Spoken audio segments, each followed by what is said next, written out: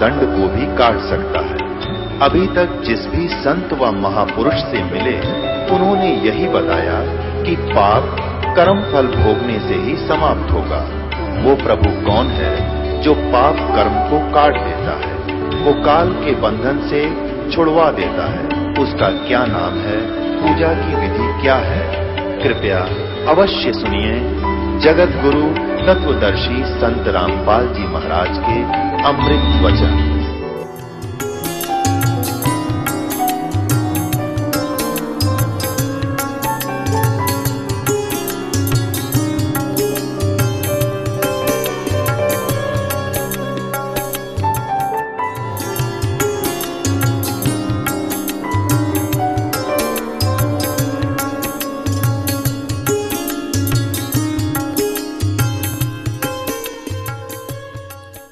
परमेश्वर की प्यारी आत्माओं से पुनर्निवेदन है।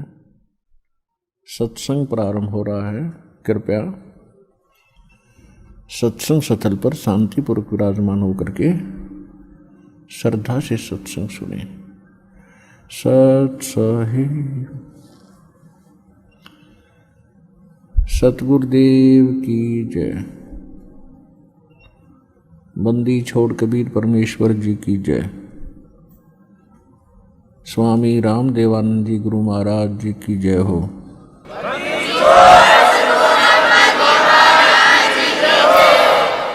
ग्रीव नमो नमो सतपुरुष को नमस्कार गुरु की नहीं। सुर नर मुनि जन साधुआं संतों सर्वस्ती नहीं। सतगुरु साहेब संत सब डंडो तुम प्रणाम। आगे पीछे मध हुए तिनको जा कुर्बान। नराकार निर्विषम काल जाल वैभंजनम निर्लेपम निज निर्गुणम अकल अनुबेशुंदनम। सोहम सुरति समापतम सकल समाना निर्तल। उज्ज्वल हिरंबर हरदमम बेपरवा अथा है वार पार निमज्जतम। ग्रीव जो सुमर सिद्ध होई गणनायक गलता ना करो अनुग्रह सोई पारस पद परवाना। आदि गणेश मनाऊं गणनायक देवन देवा। चरण कमल लौलाऊं आदंत करूं सेवा। परम शक्ति संगीतम रिद्धि सिद्धि दाता सोई। अवगत गुण अतीतम सतपुरुष निर्मोही। जगदम्बा जगदीशम मंगल रूप मुरारी। तन मन अर्पों शीशम भक्ति मुक्ति भंडारी। सुर नर मुनि जन जाए ब्रह्मा विष्णु महेशा। शेष सहस मुख गावे पूज्य आदि गणेशा। इंद्र कुबेर सरीखा वरुण धर्म राय झावे। समर्थ जीवन जी का मन इच्छा फल पावे। 33 कोटि अधारा जावे शेष 88। उतरे बहुजल पारा कट है यम की फांसी। 33 कोटि अधारा जावे शेष 88। उतरे बहुजल पारा कट है यम की फांसी। कर जोरूं विनती करूं धरूं चरण पर शीश। गुरु जी राम देवानंद जी महाराज ने दियो नाम बख्शीश। कोटि कोटि सिजदा करूं कोटि कोटि प्रणाम। चरण कमल में राखियो में बंदी जाम गुलाम। कुत्ता हूँ गुरुदेव का रामपाल दास का नाम। गले प्रेम की जेवड़ी राखे तो जाऊं तो करो तो बावड़ू दूर दूर करो तो जाऊं जो राखो तो ही रहूं जो देव सो खाऊं। गुरु जी तुम ना भूलियो चाहे लाख लोग मिल जाएं हमसे तुमको बहुत है तुमसे हमको नहीं। कबीर गुरु जी मिलेंगे पूछेंगे कुशलात आदि अंत की सब कहूँ अपने दिल की बात। कबीर जय इब कै सतगुरु मिले सब दुख आँखों रो चरणों ऊपर शीश धरूं कहूँ जो कहनी हो। सतगुरु पूर्ण ब्रह्म है सतगुरु आप अलेख सतगुरु रमता राम है या मीनन मेघ। गुरु बिन माला फेरते गुरु बिन देते दान गुरु बिन दोनों निष्फल हैं चाहे पूछो वेद पुराण।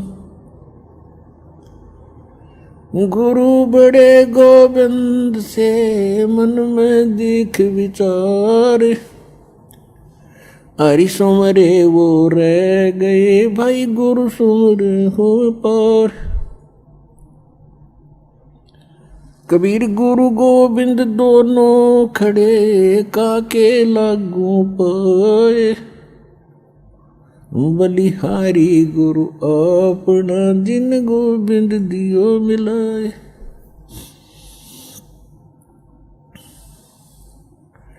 परम पिता परमात्मा पूर्ण ब्रह्म सर्व सृष्टि रचनहार कबीर परमेश्वर जी अपनी प्यारी आत्माओं को यथार्थ ज्ञान देने के लिए वे स्वयं ही आते हैं अपने सतलोक से चलकर आते हैं और वो गुरु की भूमिका निभाते हैं। क्योंकि यदि पृथ्वी पर गुरु होते तो परमात्मा को आने की आवश्यकता नहीं थी। पृथ्वी पर गुरु नहीं थे, ये लिटिल नॉलेज वाले गुरु थे, नीम हकीम थे। इन्होंने न तो अपने सदग्रंथों को समझा, इनके पास वो साधना भी नहीं थी जिससे ये कोई अनुभव ठीक कर सके परमात्मा के विषय में। इसलिए गुरु रूप में परमात्मा स्वयं ही आते हैं और वो अपनी महिमा भी बताने की चेष्टा करते हैं कि मैं परमात्मा हूँ, लेकिन वो हमारे गले नहीं उतरती क्योंकि हमने जो ज्ञान सुना होता है वो अज्ञान होता है। हम परमात्मा को निराकार मान बैठे होते हैं और जिससे भी हम सुनते हैं या कोई उन ऋषि महर्षियों के अनुभव को हम पढ़ते थे तो सभी ने अंत में एक निष्कर्ष दे रखा था कि परमात्मा तो निराकार है, उसको देखा नहीं जा सकता, केवल परमात्मा का प्रकाश ही हम देख सकते हैं। तो विद्यार्थी की इतनी अकल नहीं होती, इतनी बुद्धि काम नहीं करती कि वो टीचर के व्याख्यान पर कुछ टिप्पणी कर सके यानी श्रोता जो होते हैं वो जिनको गुरु मान बैठे हैं और उनके द्वारा दिए गए प्रवचनों पर वो अविश्वास कभी नहीं करते। ये स्वभाव होता है और अविश्वास करने का उनके पास कोई पैमाना भी नहीं होता जिससे वो ये कह सकें कि नहीं गुरुजी आप ऐसे नहीं, ऐसा हमने पढ़ा है। तो जिस कारण से परमात्मा ने अपने आप को एक गुरु सतगुरु के रूप में ही अधिक पेश किया। यदि गुरु होते तो वो गुरु रूप में आए परमात्मा ही होते हैं। तो यहां परमात्मा इसलिए कह रहे हैं कि गुरु गोविंद दोनों खड़े और किसके लागू पाए, बलिहारी गुरु आपना जिन गोविंद जो मिलाए। यानी गुरु रूप में परमात्मा ही हो सकते हैं और बाकी जो गुरु हैं वो तो अलग बात है। कोई मोटरसाइकिल चलाना सिखा देता वो उसका गुरु हो गया, कोई गाड़ी चलाना सिखा देता उसका गुरु हो गया, माताएं अपने बेटियों को रोटी पकाना सिखा दी वह उनकी गुरु होगी। तो ये गुरु अलग हैं और अध्यात्म जो गुरु है रियल में हमारा वो गुरु है। तो अध्यात्म ज्ञान यहाँ नहीं था और जो सदग्रंथ थे उनको हमारे गुरु जो बने हुए थे यहाँ नकली वो समझ नहीं सके, इसलिए परमात्मा स्वयं आते हैं और फिर वो कहते हैं कि गुरु गोविंद दोनों खड़े, अब किसके लागू पाए, बलिहारी गुरु आपना जिन गोविंद यो मिलाए। तो वो कहते हैं गुरु को, गोविंद को छोड़कर हम गुरु को ही महत्व देंगे। तो गुरु परमात्मा ही हो सकते हैं, बाकी गुरु सभी अपने अपने सत्र के हैं, वो उनका अलग काम है। और जो अध्यात्म मार्ग में ज्ञान दे रहे हैं वो गुरु हैं ही नहीं, वो तो नकली हैं सारे। क्योंकि परमात्मा जो ज्ञान देता है, परमात्मा ने ज्ञान दिया वेदों का, परमात्मा ने ज्ञान दिया गीता का, यानी गीता में जो ज्ञान है वो परमात्मा वाला ही है जो परमेश्वर ने इस ब्रह्म के अंदर फीड किया था और वो वेद जो के तो बाहर निकले थे। उसके बाद गीता जी के अंदर जो इसने ज्ञान दिया है ब्रह्म ने, ज्योत स्वरूपी निरंजन ने, श्री कृष्ण जी में प्रवेश करके इस काल ने जो ज्ञान दिया उसमें अधिकतर वेदों वाला ही ज्ञान है जो गॉड गिवन है, परमात्मा ने इसको दिया था। उसने कुछ अपनी अटकल इसमें साथ जोड़ी है तो वो हमारे काम की नहीं है। बहुत सी ऐसी गीता जी के अंदर बहुत सा दो तरफा ज्ञान है जो वेदों से मेल खाता है। गीता का ज्ञान वो ओके है, श्रेष्ठ है, और 90% गीता का ज्ञान वेदों से मेल खाता है। तो कहने का भाव ये है कि जो गुरु हैं वो आज तक ना वेदों को समझ सके, ना गीता को समझ सके, हमारे जो धर्म गुरु थे, और न ही पवित्र इन पुराणों को समझ सके। तो इस कारण से परमात्मा स्वयं आते हैं और वो ही गुरु होते हैं। और जो गुरु हैं ही नहीं, नाम बेशक गुरु का उन्होंने रखा हुआ और हमने बेशक उनको गुरु मान रखा है, वो गुरु नहीं थे। तो यहाँ परमात्मा ही आकर हमें ज्ञान बता रहे हैं। सतगुरु के उपदेश का लाया एक विचारे, जय सतगुरु मिलते नहीं तो जाते नरक द्वार। नरक द्वार में दूत सब करते खींचा तान, उनसे कबू ना छूटते फिर फिरते चारों खान।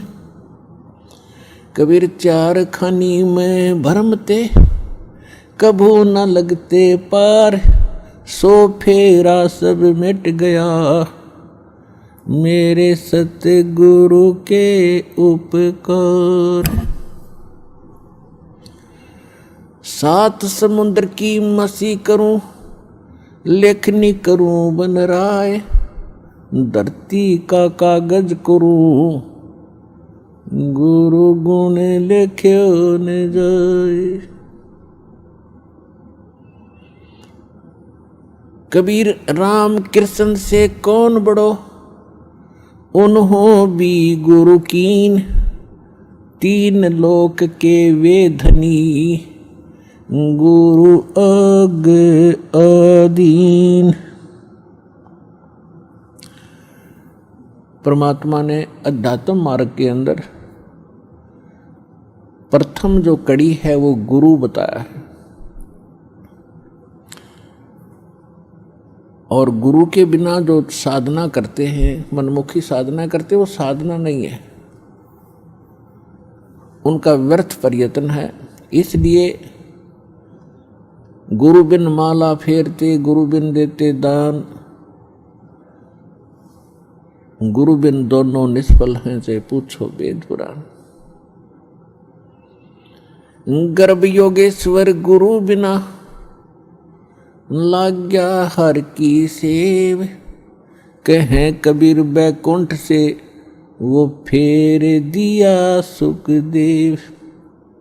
राजा जनक गुरु किए, फिर कीनी हर की सेव, कहें कबीर बैकुंठ को, चले गए सुखदेव। गुरु की महिमा बताते हुए परमात्मा कह रहे हैं कि सुखदेव नाम के ऋषि को गर्भ में ही, मां के गर्भ में ज्ञान हो गया था कि मनुष्य जीवन केवल परमात्मा प्राप्ति के लिए ही प्राप्त होता है, और हम बाहर आकर के अपने मूल उद्देश्य को भूलकर केवल सांसारिक जोड़ तोड़ में, इन कोठी बंगले के बनानों में ही अपना जीवन नष्ट करके और एक हारे हुए जुहारी की तरह हाथ मसलते हुए चले जाते। जब हम ये संसार छोड़कर चलते हैं तब हमें सब पता लग जाता है कि हमसे भारी भूल हुई है। हमने वो काम तो किया ही नहीं जो मनुष्य जीवन का करना था। ये तो पक्षियों जैसे ही काम किए और उसी में सारा जीवन नष्ट करके और फूले फिरते रहे। फिर ये वहां जाके रोता है जीव धर्मराज के सामने खड़ा होकर के, जहां इसका न्याय किया जाता है, इसका हिसाब होता है। तब बहुत रोता है, बहुत पछताता है, इसको पश्चाताप करता है। फिर इसको सब बातें याद आती हैं कि जब तू मानव शरीर प्राप्त करके यहाँ से गया था, कितना शुक्र मनाया था भगवान का, और क्या क्या प्रॉमिस किया था भगवान, भक्ति गणी करूँगा और पेट गुजारा तो आपने ही देना है दाता। तो उस समय उसको याद आती हैं वो बातें। पौ फाटी पगरा भया, जागी जिया जून, सबका हो को देत है वो चोट समाना चून। सभी प्राणियों का, जितने भी ब्रह्मांडों के अंदर जितने प्राणी हैं, सबका वो परमात्मा पालन करता है और सभी की उसको चिंता है। क्योंकि माँ के गर्भ में जब ये बालक होता है उस समय ना माता सहाय कर सकती है, ना को पिता का सहयोग वहाँ काम कर सकता है। तो वहाँ पालन कौन करता आपका, वहाँ आपका सुरक्षा करने वाला कौन था? तो वहाँ भी उस परमेश्वर ने ही आपकी सुरक्षा की, आपका पोषण किया। चाहे जुगाड़ कुछ भी जोड़ा उसने, कोई तरीका बनाया, माँ की नाभि से आपकी नाभि जोड़ दी और आपका शरीर पुष्ट हुआ। और माँ के गर्भ में आप बहुत दुखी होते हो, ऊपर को पैर होते हैं, नीचे को सिर होता है, और बाहर आके आप भगवान भूल जाते हो। कबीर साहब कहते हैं, दुख में सुमरण सब करे, सुख मुकुर ना कोई, जय सुख में सुमरण करो, तो दुख कहे को होए। परमात्मा याद दिलाते हैं कि जब तुम पर आपत्ति आ जाती है तब तो भगवान दिखाई देता है, और जब तक तुम्हारे पूर्व जन्म के संस्कार ठीक होते हैं, आपके पुण्य चलते हैं और आप अपने आप को सुखी महसूस करते हैं। वैसे तो यहाँ सुख है नहीं, हम झूठे सुख कोई सुख मान बैठे। कबीर साहब कहते हैं, झूठे सुख को सुख है ये मान रहा मनमोद, जो सकल चबीना काल का कुछ मुख में कुछ बोध। फिर भी जब तक हम सुखी महसूस करते हैं तो भगवान से कोसों दूर रहते हैं। और भगवान की पूजा कैसी करते हैं? महीने 2 महीने 6 महीने में कभी इष्ट धाम पर मत्था टेक आए, शुक्रवार मंगलवार को प्रसाद बांट दिया, किसी दिन व्रत रख लिया। और अधिक लोग वर्तमान में तो नास्तिक ही हो चुके हैं, क्योंकि समय पर टूक मिल रहा है, अच्छी व्यवस्था होगी है, शिक्षा होगी है, अच्छी पोस्ट होगी है, खूब परमात्मा ने बुद्धि दे दी, अपने बच्चों को इन्होंने ट्यूबवेल लगा लिए हैं, नहरें अच्छी बना ली हैं, बढ़िया आहार समय पर मिलने लगा। अब भगवान से कोसों दूर हो गए और भूल गए उन दुखों को। परमात्मा कहते हैं, इसे सुख के आग लगे जो भगवान ते दूर करे। परमात्मा कहते हैं, सुख के माथे पत्थर पड़ो जो नाम हृदय ते जावे, और बलिहारी व दुख के जो पल पल नाम रटावे। पुराने समय में हमारे पूर्वज बताया करते थे बुजुर्ग कि वर्षा ना होती थी, भगवान को याद किया करते थे। कोई भी दुख आता था भगवान को बैठकर याद करते थे, हमारी आपदाएं टला करती थी। और अब भगवान 100 कोस दूर हो गया, अब तो बिजली याद रहती है, बिजली ना ही ट्यूबवेल चलाऊं वो भगवान याद नहीं आता। तो परमात्मा कहते हैं, इस सुख बाढ़ में पड़ो जिससे भगवान की भूल पड़े। तो सत्संग में आने से फिर हमें याद होता है कि भगवान की कितनी आवश्यकता है। तो सत्संग में आने से फिर सुखी भी भगवान की भक्ति करेंगे। यदि दुखी व्यक्ति भक्ति करते हैं तो सुख देता है परमात्मा, उसका गुण है। और यदि सुख में ही भक्ति करते रहें तो दुख ना हो। और मूल काम मनुष्य जीवन का भक्ति ही करना था, वो हम भूल चुके थे। तो इसका ज्ञान संत और परमात्मा ही दिलाते हैं, सतगुरु दिलाते हैं। सतगुरु का बहुत अभाव हो गया और सत्संग सुन सुन कर इंसान बहरे हो गए। ये नकली संतों के अटपट खटिन, उनको बात का पता नहीं, कोई कख इनको पास नहीं। श्रद्धालु उनके ऊपर डिवोट होकर के, समर्पित होकर के अपना जीवन नाश कर गए। इतना बिगाड़ दिया धार्मिक इस मार्ग को, अब सेट करना दास के लिए कितना कठिन हो रहा है। इतने टीवी चैनल चलते हैं, सब पर कोरी बकवाद घड़ी जाती है इन संतों के द्वारा, कख भी पता नहीं, और सब सुन सुन कर बहरे हो लिए और उनको फाइनल मान चुके। तो इसका अब धीरे धीरे निवारण होगा इस संकट का। और सभी शिक्षित हैं, देख रहा दास के इतना विपरीत मार्ग है समाज के और पूर्व ज्ञान के, और उसके बाद भी कितनी सफलता मिली है, क्योंकि इसमें सत्यता घनी है और सत्य को कोई मिटा नहीं सकता। वो अपना स्थान बनाया करती है, लेकिन उसकी स्पीड स्लो होती है। भले ही धीरे धीरे चलेगा, लेकिन ये सफल होगा और एक दिन पूरा विश्व इस ज्ञान को और इस भगवान को स्वीकार करेगा और उद्धार होगा, सुखी होगा।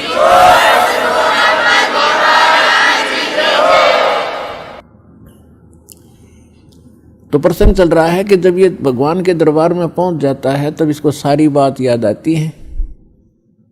जब वहां से चला था, मनुष्य जीवन पाकर आते हैं तो सभी उसके साथी बधाई देते हैं कि मेहर होगी भगवान की तेरे पे, और भगवान ना बोलिए, घनी भक्ति करिए, पीछा छुटवा के आना अब के।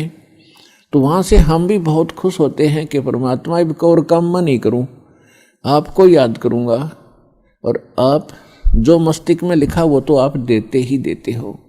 ये तो विधान है भगवान का। और पेट गुजारे के लिए आवश्यक काम करूँगा, बाकी समय में आपको याद करूँगा। तो यहाँ आने के बाद इसको इतनी भूल गिर देता है ये काल कि ये पिछला सब भूल जाता है और नए सिरे से इसकी पढ़ाई शुरू होती है। ये तेरा चाचा या तेरी चाची, ये तेरा मामा, ये तेरा बुआ, तेरी बुआ, और इस तरह से फिर इसको पढ़ा करके ये सांसारिक ये मंत्र, माया कैसे इकट्ठी करनी चाहिए, बड़ी कोठी बना ले बड़ी इज्जत हो जाएगी, तो ये नए मंत्र सिखाए जाते हैं इसको।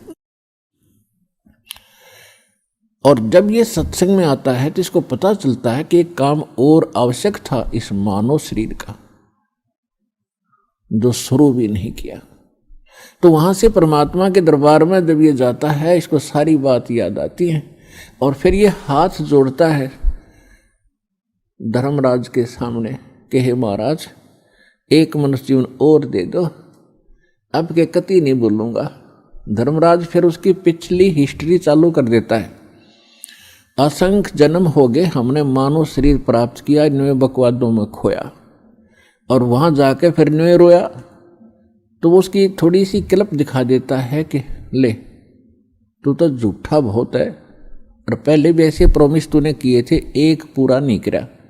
उसकी पिछली फिल्म चला देता, देख इस जन्म में मनुष्य जीवन मिला, क्या कह रहा है तू, और क्या कर रहा है जाके नीचे, और आके फिर क्या कह रहा है, एक जन्म और दे दो, फिर दूसरा, फिर तीसरा।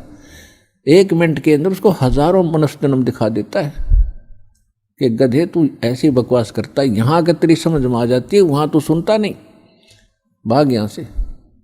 उसको गधे की योनि में ठोक दिया जाता है। तो पुण्यात्माओं, ये गॉड गिवन स्पिरिचुअल नॉलेज है।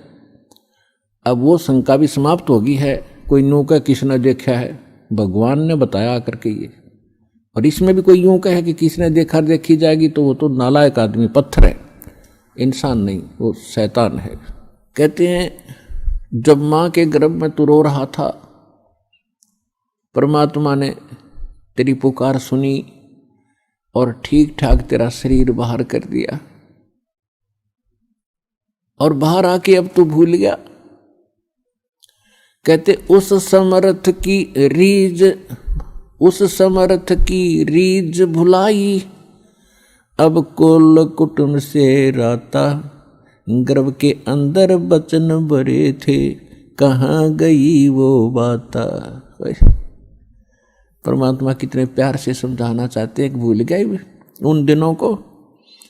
उस समर्थ की रीझ छुपाई, उस परमात्मा ने तेरे ऊपर रहम किया, खुश हुए और तेरे को मनुष्य जीवन देकर माँ के गर्भ से, संकट से बाहर निकाला। नहीं तो बहुत से बच्चे गर्भ में मर जाते, माँ भी मर जाती साथ में। उसकी मेहर से ही तुम ठीक ठाक यहाँ बाहर जन्म लेते हो। और आज भूल गया उन भगवान की उन बातों को कि गर्भ के अंदर वचन भरे थे, कहाँ गई वो बात। तो पुण्यात्मा, दुख में सुमन सब करें, सुख में करे न कोई, और जय सुख में सुमन करे तो दुख का ही कोई। तो सौभाग्य उन पुण्यात्माओं का जो यहाँ आए हैं, जिनके ऊपर कोई आपत्ति है। दास यहाँ देख रहा है कि 80% व्यक्ति, भक्त, श्रद्धालु केवल दुखी ही आए हैं। कोई रोग से दुखी है, कोई और अन्य शोक है उसको, या कोई अन्य प्रॉब्लम उसके ऊपर आई हुई है। तो आपके लिए वो दुख, आपके लिए वो प्रॉब्लम, आपके लिए वो रोग एक वरदान सिद्ध होगा यदि इस मार्ग पर आप डटे रहे। देखो, एक दिन में कोई वस्तु परफेक्ट नहीं होती। बच्चा जन्म लेता है, आपको खुशी होती है, धीरे धीरे बड़ा होता है, 15, 16, 20 वर्ष के बाद जाकर वो कुछ अपना धंधा करने योग्य होता है। इसी प्रकार आप बीज बोते हो। मान लीजिए आपने आम का बीज बोया, देखभाल की, पौधा बना, फिर पेड़ बन गया, और पेड़ बढ़ने के बाद फिर उसका फल लगेंगे। इतने फल लगेंगे कि लदपद हो जाएगा, आप भी खा लोगे, रिश्तेदार भी छक लेंगे। ठीक इसी प्रकार आज आपको, जिनको आज मंत्र मिला है, उन्होंने आज ये सत भक्ति रूपी पौधा आपने आज बीज बोया है इसका, और इसकी सिंचाई करना यानी भक्ति करना, दान धर्म करते रहना, मर्यादा रखना, इसकी बाड़ बनाना। बाड़ बनाने का मतलब है मर्यादा रखना, नियम भंग मत करना। धीरे धीरे रे मना, धीरे सब कुछ होए, माली सींचे सो घड़ा, समय आए फल होए। जैसे माली का मतलब है जो उस प्रोसेस से परिचित, उसका विद्वान है, बाग बगीचे लाने वाला। वो बीज बोता है और उसमें सैकड़ों पानी घड़े डालता है, वाटर पानी के, और धीरे धीरे वो बड़ा होता है। उसको मालूम है, उसको 100% ज्ञान है, वो पूरा उसके ऊपर विश्वास है उसको कि एक दिन ये पेड़ बनेगा। अगर मैं इसकी सुरक्षा ठीक रखूँगा, इसको रोग से बचा कर रखूँगा, और बड़ा होए पाछे फिर देखना मेरे वारे न्यारे कर देगा। तो ठीक इसी प्रकार ये राम नाम का आज ये सच्चा बीज बोया है। आज तक तो आपको आम का नाम लेकर बबूल का बीज बुआ रखा था, और उस बबूल यानी किक्कर की डंडी की आप खूब सेवा भी कर रहे थे। तो बबूल कहता बबूला लगेंगे, आम नहीं लग सकते। भक्ति भी करते थे, ऋषि महर्षि भक्ति खूब करी, जीवन गाल दिए, अब राज भी त्याग कर भगवान के लिए जंगल में जा बैठे। लेकिन वो आम का पेड़ ना होने से, आम का बीज ना बोने से बबूल का बीज बो लिया, उनमें सिद्धियां आ गई। आन उपासना करते रहे, पूर्ण परमात्मा की भक्ति ना करके काल भगवान ब्रह्म या ब्रह्मा विष्णु महेश तक की भक्ति करके उन्होंने बबूल का बीज बो के बबूल ही प्राप्त किया। उदाहरण के लिए हिरण्यकशिपु ने ब्रह्मा जी की साधना करके बबूल का पेड़ बोया, और क्या मिला उसको? सिद्धियां आ गई। ये समझ बैठा कि मैं भगवान बन गया, और कैसा जीवन नाश हुआ उस व्यक्ति का। ऐसे ही रावण ने बबूल बोया था भगवान शिव की भक्ति करके, और क्या प्राप्ति हुई? सिद्धियां होगी, रिद्धि आ गई, सोने के महल बना लिए, आकाश में उड़ जाने की शक्ति आ गई, और कुबद कुमाकर सर्वनाश करा के गया। तो पुण्यात्माओं, इसी प्रकार विष्णु जी की साधना करने वाले ये भी शास्त्र विरुद्ध साधना करके अपना जीवन नाश करते हैं, क्योंकि शास्त्र विधि को त्याग कर जो मनमाना आचरण करते हैं उनको न सुख होता है न कोई सिद्धि होती है, यानी सत साधना की सिद्धि, और न ही उनको कोई उनकी गति होती है, जिस कारण से ये भक्ति करके भी अपना जीवन व्यर्थ ही कर गए। तो ये प्रसंग चल रहा है कि धीरे धीरे रेमना और धीरे सब कुछ हो। आज नाम लिया है, किसी ने 6 महीने हो गए, किसी ने सतनाम मिल गया है, किसी को प्रथम मंत्र मिला है, और किसी ने 10 महीने हुए हैं, किसी ने 1 वर्ष हो गया, किसी ने 2 के। जिन भक्तों को 1 वर्ष से ज्यादा हो गया, 2 वर्ष हो गए हैं, आज उनके सुख सुनना, उनके मुंह का थूक सूख जाएगा अपने सुख बताते बताते। इतने सुख देता है परमात्मा। और कुछ अनजान कहते हैं जी मैं 4 बार आ लिया, गणिया कोई लाभ सा विशेष नहीं हुआ। ये उसके लिए प्रार्थना है कि धीरे धीरे रेमना, धीरे सब कुछ हो, माली सींचे 100 गड़ा समय आए फलो। और दूसरा कारण ये होता है, सतगुरु के दरबार में भाई कमी कहे की ना, अनसा मौज नहीं पावता है तेरी चूक चाकरी। इस सच्चे दरबार में किसी चीज की कमी नहीं है। यदि आपको कोई राहत परमात्मा से नहीं मिल पा रही है तो आपका कनेक्शन ठीक नहीं है। अपन आत्माओं, जैसे एक मेन लाइन आई है बिजली के तारों की, और वहां से पूरी कॉलोनी को कनेक्शन मिला हुआ है, और किसी एक व्यक्ति का पंखा नहीं चल रहा या मोटर नहीं चल रही या कोई भी आइटम नहीं चल रहा, तो उसका कोई और कारण हो सकता है। या तो पंखा खराब हो सकता है या मोटर खराब हो सकती है, उसको चेक कराओ। और सारा ही व्यवस्था नहीं चल रही कोई भी, तो आपका कनेक्शन ठीक नहीं है।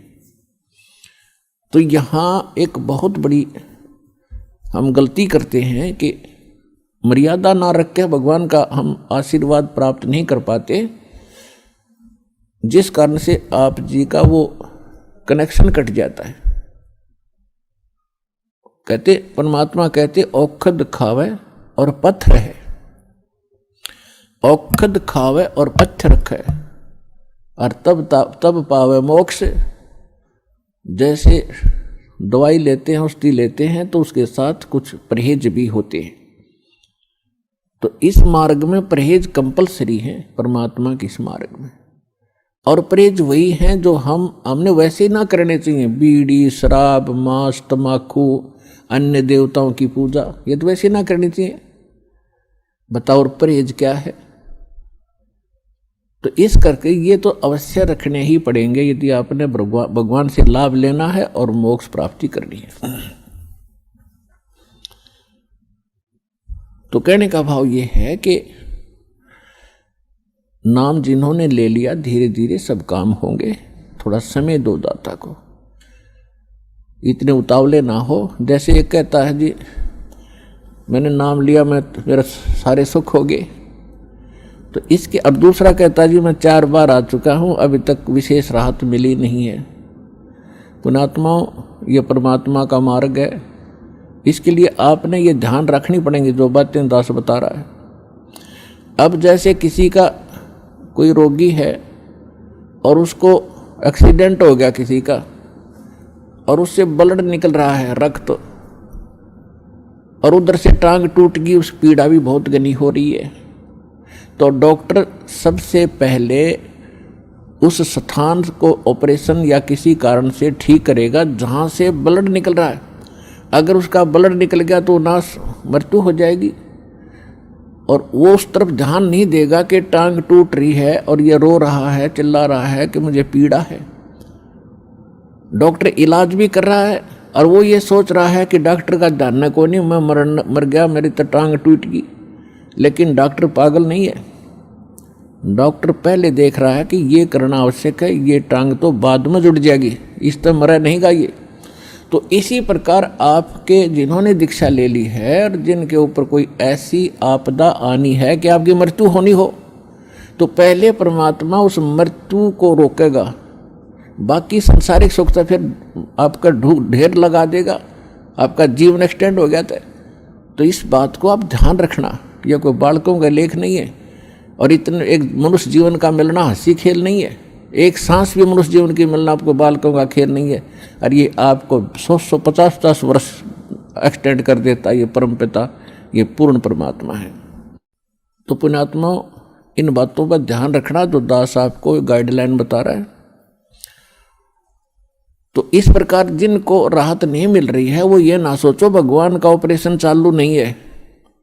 आपके उन संकट निवारण के लिए परमात्मा उसी दिन सक्रिय हो जाता है जिस दिन आप इस ज्ञान को पढ़कर या ज्ञान को सुनकर और हृदय से पुकार लेते हो, परमात्मा हम आपके हो लिए, आपके बगैर मुझे कुछ दिखाई नहीं देता है।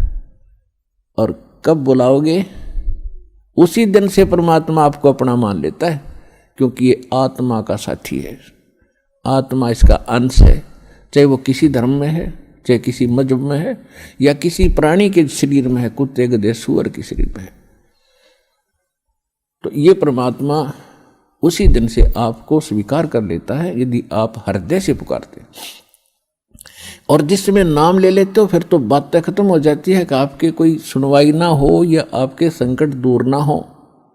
उसके लिए यही कारण हो जाता है कि परमात्मा पहले वो संकट टालेगा जो तेरी जान को जोखिम करेंगे, आपको जीवन एक्सटेंड करके फिर धीरे धीरे तेरे सारे आपके सभी कार्य, आवश्यक कार्य जो होंगे सारे ठीक करेंगे।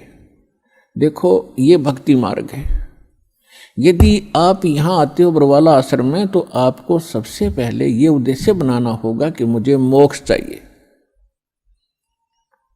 और जो ये कहते मैं फैक्ट्री लाऊं, मैं मंत्री बनूं, एमएलए बन जाऊं, मेरा आशीर्वाद दे दो गुरुजी, देखो ये आशीर्वाद यहाँ पर आपको नहीं मिलेंगे, क्योंकि ये तो भगवान से दूर करेंगे आपको, और हम ऐसा विष आपको खिला नहीं सकते जो आपका जीवन को हानि कर दे। डॉक्टर ऐसा अनजान नहीं होता। इसका कारण ये है कि जैसे कोठी बंगले आपको दे भी देगा भगवान, तो आप परमात्मा से कोसों दूर होगे। और फिर क्या बताते हैं, सर्व सोने की लंका थी वो रावण से रणधीरम, एक पलक में राज विराजीव जम के पड़े जंजीरम। सारी सोने की लंका बख्श दी थी उसको, सारा लंका सोने की बनाए बैठा था। और उस समय तो कई हजार, 20-20, 30-30 हजार वर्ष की उम्र होती थी।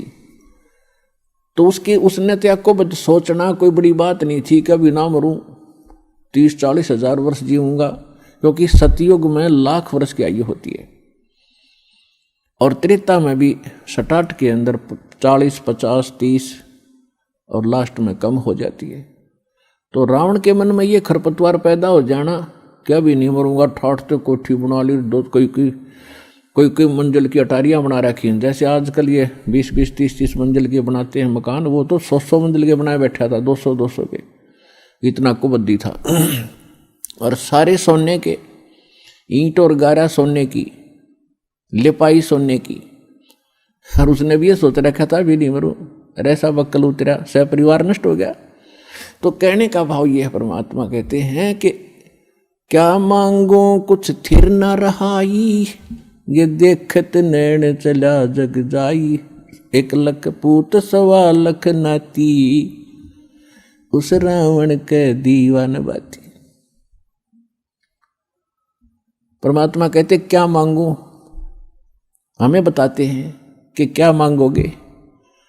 रावण जितने धनी भी नहीं हो सकते और ऐसे शक्तिशाली सिद्धि युक्त भी तुम नहीं हो सकते। और उसकी क्या दुर्गति हुई और क्या मांगना चाहिए परमात्मा से। भक्ति दान गुरु दीजियो देवन के देवाओ, जन्म पाया भूलू नहीं करहूं पद सेवा हो। और फिर क्या मांगे, साईं इतना दीजियो जा मैं कुटुंब समाए, हम भी भूखे न रहे अतिथि न भूख हो जाए। इससे अधिक मांगने की आवश्यकता नहीं भगवान से। अब परमात्मा ने सारा पता है कि इस बच्चे को क्या आवश्यकता है और कौन सा वस्तु देना अनिवार्य है, कौन सी वस्तु ये मांग रहा है, इसके लिए ये फायदेमंद है कि नहीं। जैसे डॉक्टर के ऑपरेशन यानी उपचार के अपनी नहीं चलानी चाहिए, डॉक्टर की ही चाल है। जब डॉक्टर होगा तो सही हो। और डॉक्टर के उपचार के अंदर बीच में कोई टांग अड़ाता है अपनी कि नहीं मत ऐसे कर दो, ऐसे कर तो वैसे करवा ले, लेकिन उसे लाभ कुछ नहीं होगा, वो रोग नहीं कटेगा। तो इस प्रकार से आप जिस दिन यहां आ जाते हो, आप उपचाराधीन हैं और आपका रोग कौन सा है। जग सारा रोग यारे, जिन सतगुरु वेद न जाण्या, जग सारा रोग यारे, जग सारा रोग यारे, जिन सतगुरु वेद न जाण्या, जग सारा रोग यारे। कौन सा रोग भाई, जन्म मरण का रोग लगा है या तृष्णा बडरी खासी। जन्म मरण का रोग लगा है या तृष्णा बडरी खासी। आवागमन की डोर गले में या पड़ी काल की फांसी, जग सारा रोग यारे, जिन सतगुरु वेद न जाण्या, जग सारा रोग यारे। भाई देखा देखी गुरु शिष्य बन गए, किया ना तत्व विचारा। देखा देखी गुरु शिष्य बन गए, किया ना तत्व विचारा। गुरु शिष्य दोनों के सिर पे यू काल ठोके पंजारा, जग सारा रोग योरे, जिन सतगुरु वेद न जाण्या, जग सारा रोग यारे। भाई साचा सतगुरु कोई न पूजे, इन झूठों जगपतियासी। साचा सतगुरु कोई न पूजे, इन झूठों जगपतियासी। झूठ अंधे की बाँ गई अंधे ने, ये मार्ग कौन बतासी, जग सारा रोग यारे, जिन सतगुरु वेद न जाण्या, जग सारा रोग यारे। भाई सार शब्द सर जीवन बूटी, घस घस अंग लगावे। सार शब्द सर जीवन बूटी घुस घुस ओंग लगावे। कहे कबीर तुम सतकर मानो ये जन्म मरण मिट जावे। जग सारा रोग गया रे जिन सतगुरु वैद न जान्या। जग सारा रोग गया रे। तो इसमें यह स्पष्ट कर दिया परमात्मा ने कि आपको कौन सा रोग है। क्या बताया कि जन्म मरण का रोग लगा है और यह तृष्णा बढ़ रही, खांसी और आवागमन की। ऊपर जाओ फिर वहां से अपना हिसाब करा के नीचे आओ, मनुष्य बनो, गधे बनो, कुत्ते बनो, फिर अपना टाइम पूरा करो, फिर जाओ, फिर वहां से नेक्स्ट आदेश हो गधा बनो, फिर जाओ, फिर आदेश बनो कुत्ता बनो, मनुष्य बनो, देवता बनो, फिर राजा बनो, फिर गधा बनो। कहते ये आवागमन की डोर गले में या काल के कर्म की फांसी आपके लगी हुई है और इसको केवल परमात्मा पूर्ण ब्रह्म सत्य पुरुष कबीर परमेश्वर के अतिरिक्त कोई ऐसा भगवान नहीं है, देव नहीं है जो इस रोग ने काट सके।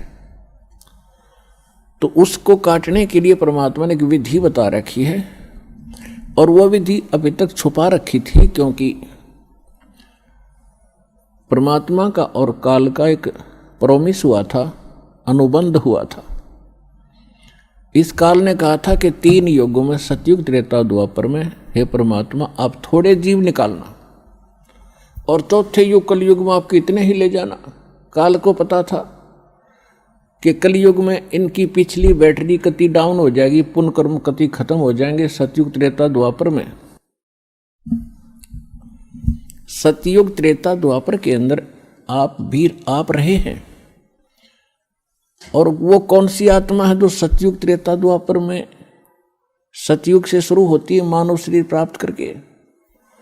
वो आत्माएं होती हैं जो कभी इस कलयुग के इस समय में, जो आज आपको टाइम मिला है, ये बिचली पीढ़ी का समय यानी मध्य का समय है कलयुग का, इस सत्य भक्ति का। प्रथम चरण तो कलयुग का था, परमात्मा आए थे, सहस्रीर आए थे, सहस्रीर कबीर परमेश्वर चले गए थे मगर से। अब ये बिचली पीढ़ी है जो अब स्टार्ट हुई, इसमें कंप्लीट कोर्स है भक्ति का और निरसंशय है, कोई डाउट नहीं, सब प्रमाणित है। अब जो भक्ति करेंगे वो पार हो जाएंगे, मर्यादा में रहेंगे अंतिम सांस तक, वो तो सतलोक चले जाएंगे। फिर क्या होगा, 1000 वर्ष के बाद इस भक्ति में बहुत से ऐसे नालायक काल के दूत घुसेंगे, वो धीरे धीरे इनकी भक्ति खराब करवाना शुरू करेंगे। और उस समय जो सच भक्ति जितने समय वो कर चुके और उसके बाद मार्ग दिशा बदल ली, उनके साथ के बनेगी कि जैसे पुण्यात्माओं एक श्वास के मंत्र का जो इस दास से प्राप्त करके आप एक श्वास भी मंत्र का ले लेते हो सतनाम का, वैसे तो प्रथम मंत्र से ही आपकी गजब की कमाई शुरू हो जाती है, बहुत ज्यादा बन जाती है। और यदि सतनाम का मंत्र भी आपने 1 साल 2 साल 3 साल 4 वर्ष कर लिया और सारनाम ना भी मिला तो भी आपकी ढेर सारी कमाई बन जाती है। और फिर काल क्या करेगा, क्योंकि आपके पुण्य तो वो देगा, उसने तो ऊपर होटल बना रखे हैं, स्वर्ग महास्वर्ग में और ज़्यादा टैक्स है देता है वो आपसे, आपके पुण्यों से, कहीं 20%, कहीं 25%, कहीं पर 10%, ऐसे उसने अपने टैक्स लगा रखे। और जो खर्चा आप खाते हो वो अलग है, वो तो आपकी पूंजी से होगा, तो आपको स्वर्ग महास्वर्ग में रख देता है। और वहां आपके पुण्य आपके साथ होते हैं। जब महास्वर्ग के अंदर आपके पुण्य खत्म हुए उसके बाद स्वर्ग में ले आता है, नीचे एक अलग से एक स्वर्ग है, उस महास्वर्ग से अन्य जो कॉमन स्वर्ग है, उसमें भी जब आपके पुण्य खत्म हो जाते हैं फिर आपको पृथ्वी पर डाल देता है। तो वो पुण्यात्मा इतना समय वहां रहती हैं स्वर्ग में, महास्वर्ग में, फिर उनको सतयुग में प्रारंभ में जन्म देता है। इस भक्ति युग में की हुई भक्ति उनकी इतनी प्रबल हो जाती है कि फिर वो सतयुग में प्रथम जन्म लेते हैं। उनकी फिर भी इतनी भक्ति होती है क्योंकि सतयुग में लाखों वर्ष का जीवन होता है, एक का जीवन पूरा करते हैं इतने युग, एक दो जीवन में वो सतयुग पूरा हो जाता है। फिर त्रेता में आते हो आप वही हो जो पहले भक्ति लगे थे लेकिन आप फिसल गए, आप रिपट गए, विचलित हो गए किसी कारण से। और परमात्मा का विधान है, जो जन मेरी शरण है ताका हूँ मैं दास, और गेल गेल लाग्या फिरूं जब तक धरती आकाश। एक बार इस सच्चे नाम से आज कोई जुड़ जाएगा, आज उसने नाम ले लिया, कितना रोगी है और चाहे उसकी कल मृत्यु हो जा, नाम लेते भी हो जा, तो अभी परमात्मा अपने बही में लिख लेगा उस आत्मा को कि मेरी होगी भी। अपने आत्माओं हमने असंख्य जन्म बर्बाद कर दिए, असंख्य जन्म मनुष्य के खो चुके हो आप। ये पहला शरीर नहीं जागा जो आज आपका जाने वाला है, मान ले कभी भी। ये तो असंख्य बर्बाद हो लिए, तो कपड़े हैं, कुर्ते पजामे हैं, तो आपकी शरीर बॉडी ऊपर का, और इस नाम के लेते ही आपके कई सैकड़ों कुर्ते पजामे खूटियां व अलमारी में रख दिए जाते हैं। मनुष्य आज आपको नाम लेते ही और चाहे अगले पल मृत्यु हो जाती है। वैसे तो ऐसा नहीं होगा, जो सच्चे दिल से आते हैं उनको राहत मिलती है, उनका मनुष्य जीवन एक्सटेंड होता है, आयु भी बढ़ाता है परमात्मा। एक उदाहरण के लिए कहते हैं कि जो अविश्वास रूप में भी आके नाम ले लिया, अग देखेंगे किसी के कहने से आते हैं रोगी बहुत से, तो देख लेते हैं एक बार चल कर, तो वो उनको भगवान वैसे उसको एक्सटेंड नहीं करेगा, उनका पता है कि इसको मैंने जीवन भी दे दिया, यू आगे फिर वो बकवाद करेगा। तो परमात्मा ने तो अपनी आत्मा देखनी है कि इसका उद्धार क्यों कर होगा, तो नाम लेते ही यदि उसकी मृत्यु भी होगी तो भी भगवान के अकाउंट में आ गया, और 10 महीना में फिर जन्म देकर उसको फिर बरवाड़ा बुला लेगा, वह शुरुआत होगी उसके जीवन की। तो यहाँ आने वाले व्यक्ति को हानि कति नहीं है। सुनकर समर्पित होकर आओगे तो आपकी कैंसर का बाप भी ठीक हो जा। भगवान किसे कहते हैं? वाह भाई वाह।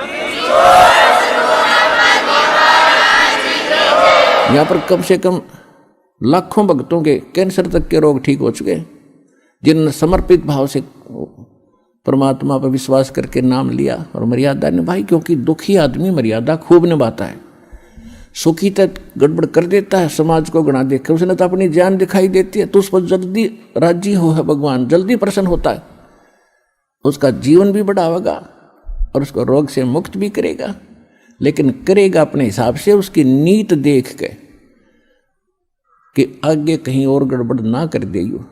तो कहने का भाव है, जो प्रसंग हमारा उसी पढ़ाते हैं। तो परमात्मा से जो हम मांगते हैं वो यही मांगनी चाहिए कि साईं इतना दीजिए जा मैं कुटुंब सुमावे, हम भी भूखे ना रहें और अतिथि न भूखा जावे। तो यहां आने वाले भक्त को लगभग 80% व्यक्ति जो हैं ये दुखी आते हैं, और उनके लिए वो दुख एक वरदान बनेगा, एक वरदान सिद्ध होगा उसके लिए।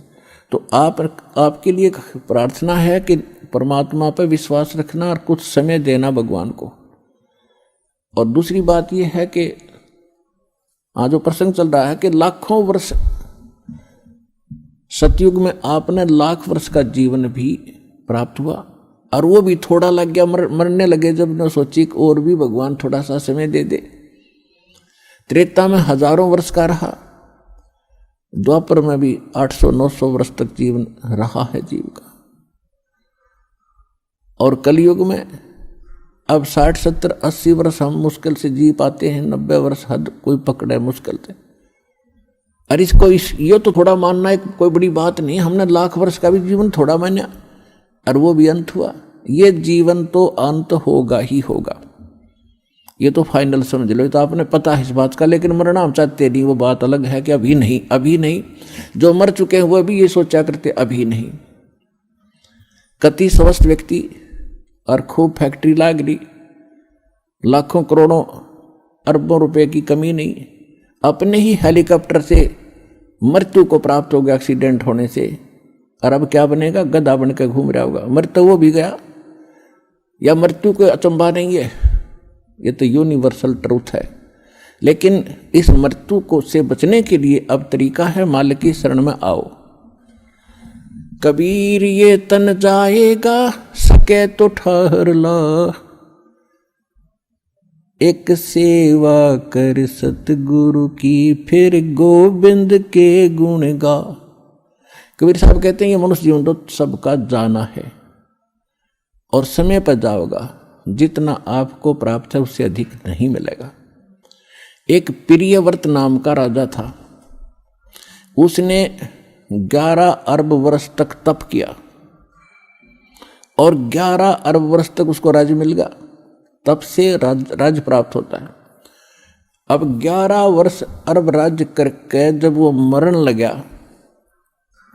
11 अरब वर्ष तक राज भोग के इतने ठाठ माना हम तो राजा के। मरते समय जब यम के दूत उसको लेने आए तब उसने एक का प्रार्थना की कि मुझे कुछ श्वास और दे दो। बता 11 अरब वर्ष में तो किला तोड़ा नहीं, ये कुछ सांसों में तो किला तोड़ देगा। यम के दूत कहने लगे खबरदार, तेरे ताई एक भी सांस लेने का आदेश नहीं है, और टीटी भी पकड़ लेगे, गुद्दी पकड़ कर घसीट लेगे उस राजा को। और यहाँ परमात्मा क्या कहते हैं, जम जो राजा से डरे और मिट कर्म के लेख, अदली असल कबीर हैं ये कुल के सतगुरु एक। मासा घटे न तिल बधे, विद ना लिखे जो लेख, और सच्चा सतगुरु मेट करवाई ऊपर मार दे मेघ। क्या कहते हैं भगवान कि जा सतगुरु की मैं बलिहारी, जो मेटे जम तल बाणे नू। क्या बताया भगवान ने अपनी महिमा में कि उस सतगुरु पर बलिहारी जाऊं जो यम के तलबाने यानी तलब किया जाए यम के दूतों, यमराज के द्वारा जिसको बुलाया गया है, और यम के दूत लेन आगे कहते हैं उसको वापस कर दे, भाग जाए यहां से, जा ये नहीं आएगा, ये हमारा बच्चा है, तुम इसके निकट नहीं आ सकते। यानी उसकी उम्र बढ़ा दी, कर्म की रेख काट दी, मिटा दी, वो अंत था वो समाप्त कर दिया, और आपकी आयु एक्सटेंड कर दी, बढ़ा दी। अब आप बालक हो, आपको मालूम नहीं कि कितना कीमती है मनुष्य जीवन, एक सांस की क्या कीमत है।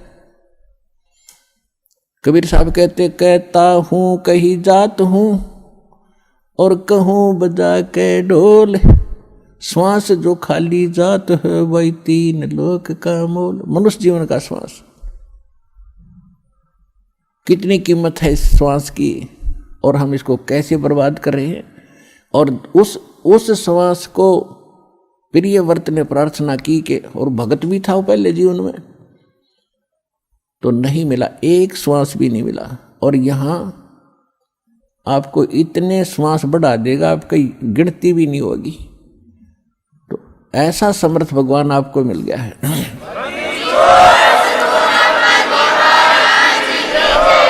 तो कहने का भाव ये है कि जो सतयुग में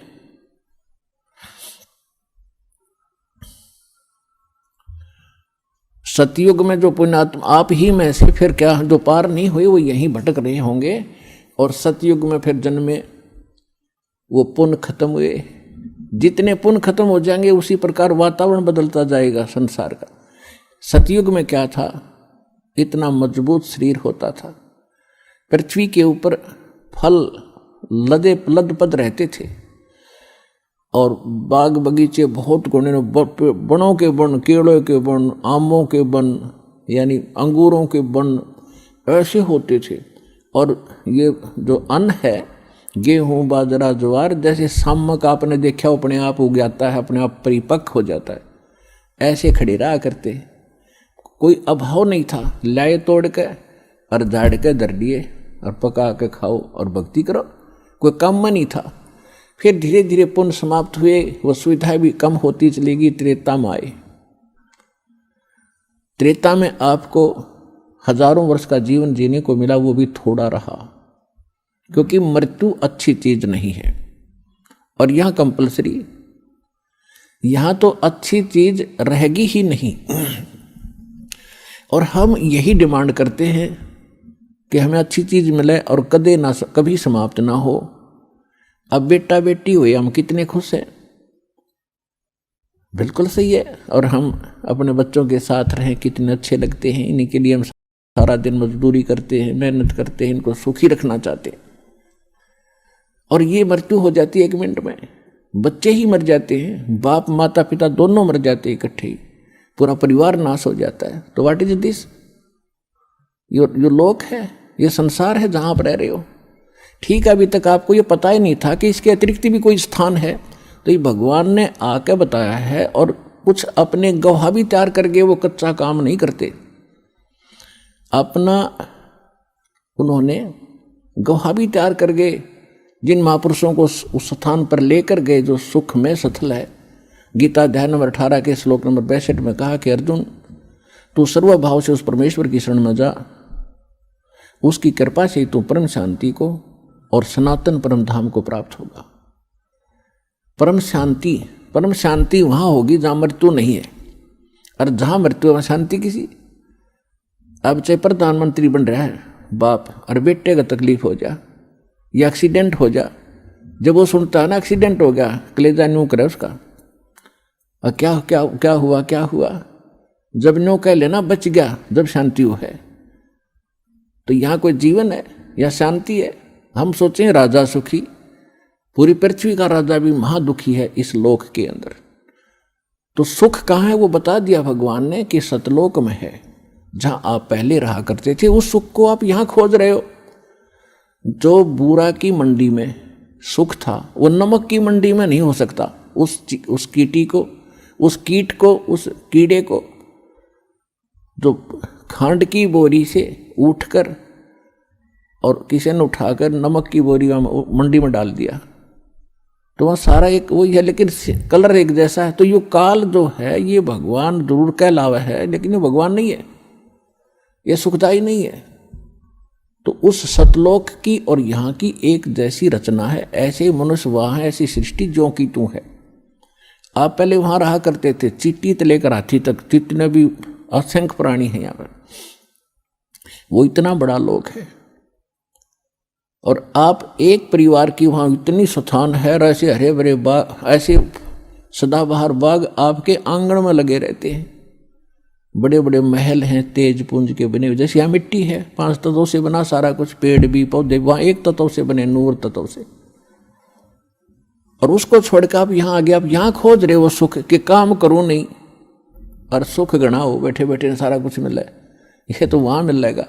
तो इसकी नकल काल न करा कि स्वर्ग और महास्वर्ग।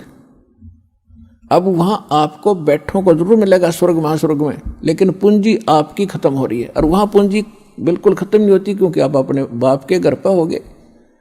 बाप के घर पर कोई किराया थोड़ा देना पड़ता है, वो परम पिता है हमारा। तो वहां, तो यहाँ स्वर्ग में जो पूंजी खत्म हो जाएगी, आपको फिर पृथ्वी पर पटक देगा, झाड़ा लेकर के आपको चूस कर आपके पुण्यों को खत्म करके यहाँ पटक देता है। और वहाँ कभी पुण्य खत्म होते ही नहीं। जो प्राणी वहाँ जाएगा वो पुण्यों से इतना परिपूर्ण पुण्य हो जाएगा इस भक्ति, सत्य भक्ति से, और फिर अपने भगवान के पिता के घर चले जाएंगे। फिर वहाँ समस्याएं समाप्त हो जाती है। तो ये कहने का भाव ये है कि इस लोक की तुम इच्छा कम करो, यहाँ की सुविधाओं से भी मुंह मोड़ो थोड़ा सा। जितना ज्ञान आपको होता जाएगा उतना ही आप यहाँ से उल्टे हटोगे, तभी उस परमात्मा के निकट पहुँचोगे। यदि आप यहीं की कार कोठियों की डिमांड करते रहे भगवान के आगे, तो आपका मूल काम फिर रह जाएगा। परमात्मा आपको वो वस्तुएं अवश्य देगा जो कलयुग में जरूरी है। कलयुग में क्या जरूरी है? व्हीकल, जैसे मोटरसाइकिल है, कार है, या अन्य कोई सुविधाजनक कोई वैसे गाड़ी ठीक चलनी हो। बस में भी आदमी आसानी से जा सकता है, ट्रेन से भी आ जा सकता है, आना जाना उसमें कौन सा, गाड़ी में बैठे बात से कि कौन सा देवता बन जाए, रेल में बैठना, इसमें कार में बैठ गया है तो आदमी है। तो जो भक्ति नहीं करता वो चाहे हेलीकॉप्टर ले रहा हो, वो तो पत्थर है और भगवान के लिए यूजलेस है। इसलिए परमात्मा कहते हैं राम रटत निर्धन भलो, टूटी घर की छान, वो कंचन महल किस काम के, जहां भक्ति नहीं भगवान। कि परमात्मा को बच्चा प्यारा है, चाहे निर्धन हो, और इतना निर्धन हो कि घर की छत भी टूटी हो और मेरी परमात्मा की भक्ति करता हो, और उस कंचन महल को क्या करे जिसका, वो किस काम के, सोने के महल जहां परमात्मा की भक्ति नहीं। तो भक्ति कितनी जरूरी है, कितनी आवश्यक है और कितनी महत्वपूर्ण है, इसकी कितनी कीमत है, ये आपको सत्संग से पता चलता है। तो आपको नहीं पता तो किसी की माननी अवश्य चाहिए जो बता रहा है। और एक तो बताया करें अपना अनुभव, वो तो संत अलग हैं। दास बताता है भगवान की बताई हुई, तो भगवान के बताए हुए में कोई त्रुटि नहीं हो रह सकती। ये तो आप बिल्कुल सत्य मान लो। ये तो माननी भी चाहिए कि भगवान जो कहता है वह फाइनल है। इंसान के कहे में त्रुटि हो सकती है, भगवान के कहे में नहीं हो सकती। तो दास अपना नहीं बताता अनुभव, भगवान का बताया ही बताता है। और जो उन्होंने ज्ञान दिया वो आपको सुनाता हूं। और जिन महापुरुषों को भगवान सत्य वहां लेकर गए फिर वापस छोड़ा, उन्होंने जो ज्ञान दिया वो आपके रूबरू करता हूं कि उन्होंने भी ऐसा ही कहा है और परमात्मा ने स्वयं आकर भी यही बताया है। तो फिर ये तो निसंशय हो जाना चाहिए आपको कि दास जो कह रहा है वो फाइनल है, वो सत्य है। तो सत्य को ग्रहण करने की आदत बनाओ। बच्चे खिलौनों को सत्य मानते हैं क्योंकि उनकी बुद्धि इतना काम नहीं करती। छोटे छोटे घोड़े होते हैं, खिलौने से कार होती हैं, उनको हाथ से ऐसे घसीटते हैं और उनको कहते हट जाओ कार आ गई है, हट जाओ कार आ गई है, और पीछे पीछे दौड़ रहे हैं उसके। तो ये खिलौने हैं इस पृथ्वी लोक के जो आप डिमांड करते हो, वो तो खिलौनों से खेल रहे हो। और इस ज्ञान से फिर आप खिलौनों से खेलना अपने आप छोड़ दोगे। जैसे छोटे बच्चे होते हैं खिलौनों से खेलते छोटी छोटी कारों के साथ, और जब वो बड़े हो जाते हैं उनका विवाह हो जाता है और उनको ओरिजिनल कार बैठने को मिलती है, तो फिर क्या वो उन खिलौनों वाली कार से खेल सकते हैं? बड़े व्यक्ति आप उन खिलौने वाली कार को खेल सकते हो? उससे नहीं खेलोगे। इसी प्रकार जब आपके विचार इस ज्ञान से मैच्योर हो जाएंगे, यहाँ से उठेंगे ऊपर को, तो जब आपको ऊपर के सुख का ज्ञान होगा फिर आपकी इन यहाँ के खिलौनों में रुचि नहीं रहेगी। तो उस दिन आपकी भक्ति प्रारंभ होगी और एक दिन ये ज्ञान आपको होगा। भगवान ने आपको शरण में लिया है तो आपकी ऐसी स्थिति बनावेगा। पहले तो आपको जिन वस्तुओं की आवश्यकता वो जरूर देगा। अब आप यहाँ आते हो तो कोई तो रोग से दुखी है, कोई कर्जे से दुखी है, कोई अन्य कोई पुत्री के साथ कोई गलत घटना घट रही है, भाई कोई किसी केस से पीड़ित है, कोई किसी कारण से। और जो भी ज्ञान और भक्ति दी जाती है आपकी वहीं नष्ट हो जाती है, क्योंकि आप भक्ति करते हो फिर 36 आपके ऊपर आपदाएं हैं, उनसे पर अर्जी लगाते हुए भगवान ने हो जाती, वो आपकी साथ साथ खत्म होती है। तो परमात्मा आपको कैसे ठीक करेगा? एक बार किसी के ओठ का चोट लगी, ओठ के, और किसी ने दवाई बता दी कि इसके होठ के हलवा बना के बांध दो। अब थोड़ा सा हलवा बनाया 10-20 ग्राम देसी घी का, उसके ओठ पर रख दिया। ओठ पर रखते हो भीतर कर गया, भूखा था, उसने फेर दिया, वो फेर खा गया। एक समझदार से ने बताया कि अच्छा बना दो और पहले इसने भीतर से भरो, जब ओठ पर टटेगा अंदर से फुल करो इसको, जब टेकने देगा ये ओठ पे। तो पहले ये परमात्मा पहले आपको अंदर से भरेंगे, और जब इस औषधि ने ओठ पे टेकने दोगे आप, जब आप ऊपर न चालन की सोचोगे,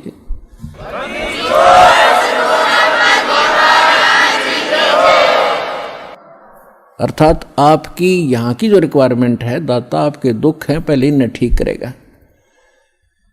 और ठीक होके फिर आप गफलत कर जाते हो। इतना भी मालिक को मालूम है, आप चाहे मानो या ना मानो, अब कई भक्त कहते हैं जी कति और तो सारा ठीक हो गया, थोड़ा सा कोई बताते हैं ऐसा दुख रह गया, वहाँ यो तो रखना पड़ेगा भगवान ने, यो तो जान कर रख रखा ना, तुम फिर अंडी पाक जाओगे। तो परमात्मा कहते हैं कि सुख के माथे पत्थर पड़ो, जिसते नाम हृदय ते जावे, और बलिहारी उस दुख के जो पल पल नाम उठावे। तो परमात्मा कहते इसे सुख का आग लगे जिस तो भगवान की भूल पड़े। और बुद्धिमान व्यक्ति, समझदार व्यक्ति भक्त ने ये मांगना चाहिए, परमात्मा ऐसा दुख दिए रखना आपकी याद बनी रहे, ऐसा सुख ना देना जिससे आपसे दूर हो जाए, भाड़ में जाए ऐसा दुख सुख। तो पुण्यात्माओं, ये परमात्मा थोड़ा बहुत जो रखे है ये अनिवार्य ही होगा हमारे लिए, ये सोचकर आप अब ब्लाइंड फेथ करो इस मार्ग पे। पहले हम ब्लाइंड फेथ किया करते थे उन अज्ञानी नकली संतों पर,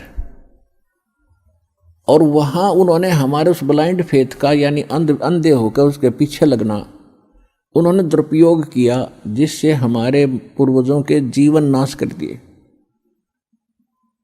अब उस ब्लाइंड फेथ की स्थिति पर आपको लाने के लिए बहुत समय लगेगा दास को, लेकिन एक दिन आप हो जाएगा जब सारे प्रमाण आपके रूबरू होंगे कि हु इज गॉड, परमात्मा कौन है और कैसे मिलता है। इस साधना से जो दास दे रहा है वो किन किन को भगवान मिला है, और जिन्होंने वो भगवान मिला है तो उन्होंने उसका वर्णन क्या किया है, कैसा बताया है। तो वही साधना जिन महापुरुषों ने जिस साधना के करने से परमात्मा मिले हों, और वो आपके रूबरू कर दिया, क्योंकि आप स्वयं नहीं पढ़ सकते आध्यात्मिक लिटरेचर को, उसके लिए टीचर की आवश्यकता होती है सिलेबस को पढ़ाने के लिए। तो हमारा अध्यात्म का जो टीचर सिलेबस है ये पवित्र ग्रंथ हैं सभी धर्मों के, पवित्र बाइबल, पवित्र कुरान शरीफ, पवित्र गुरु ग्रंथ साहिब जी, पवित्र कुरान, पवित्र वेद, पवित्र श्रीमद् भगवद गीता जी। तो ये हमारे अध्यात्म मार्ग के एक सिलेबस है, पाठ्यक्रम है।